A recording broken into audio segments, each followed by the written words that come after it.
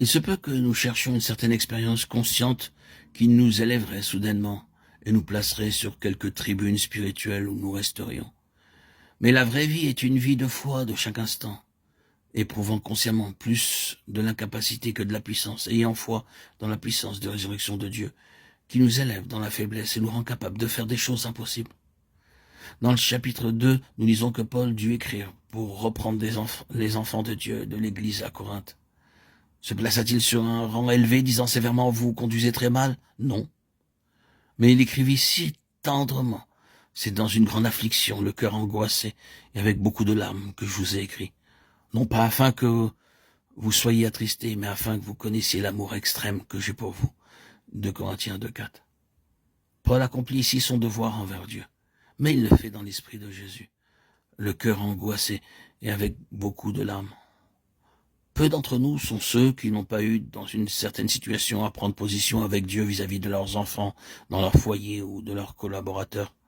Nous devons être fidèles à Dieu, mais ce n'est que dans l'Esprit céleste qu'il est possible de traiter efficacement le péché dans les autres. Quand nous avons à reprendre, ce doit être le cœur angoissé et avec beaucoup de larmes. Nous ne pouvons pas savoir combien cela affecte de près notre marche journalière avec Dieu. Si nous devons prendre à part avec tendresse un enfant de Dieu qui s'égare, nous avons besoin de l'Esprit de Jésus pour lui dire « Tu affliges, mon Seigneur ». Observons dans le verset 10 comment l'Esprit céleste se manifestait en Paul. « Or, à qui vous pardonnez, je pardonne aussi. Et ce que j'ai pardonné, c'est à cause de vous, en présence de Christ. » Nous avons ici la vie céleste qui se révèle dans un esprit tendre d'amour et de pardon envers ceux qui ont profondément péché. En 2 Corinthiens 3,5, nous remarquons l'estimation de soi du vase de terre. Ce n'est pas dire que nous soyons par nous-mêmes capables de concevoir quelque chose comme venant de nous-mêmes. Notre capacité, au contraire, vient de Dieu. Celle-ci doit être l'attitude continuelle du vase de terre. C'est une chose de reconnaître que j'ai été crucifié avec Christ, et c'en est une autre, de la mettre en pratique en tout temps. Est-il vrai réellement que vous ne concevez pas quelque chose comme venant de vous-même? Est-il vrai que vous n'êtes rien à vos yeux? Est-il vrai aussi que Dieu vous suffit toujours dans tous vos besoins? Cette attitude est-elle sans cesse la vôtre? Dans le vase de terre, insuffisance, mais dans le trésor céleste, toute suffisance. Dans 2 Corinthiens 4, 8 à 10, nous lisons à propos de la toute suffisance de Dieu dans le besoin excessif du vase fragile d'argile.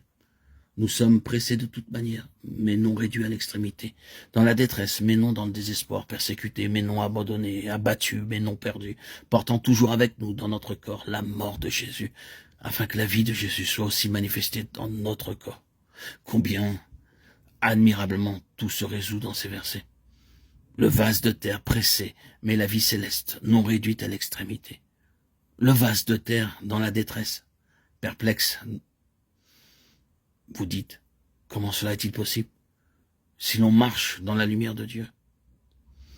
Nous pensons que nous serons guidés avec une telle précision que nous verrons chaque pas tracé et ne serons jamais dans la perplexité.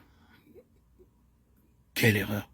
Paul était perplexe, mais sa connaissance intérieure de Christ, demeurant en lui, lui fit ajouter, mais non dans le désespoir. Comme s'il disait, le Seigneur ne va pas m'abandonner en ce temps de perplexité. Les choses peuvent paraître terriblement embrouillées, et je ne suis qu'un vase humain. Mais mon Père est fidèle. Il me conduira à travers ces choses. Je ne suis pas dans le désespoir.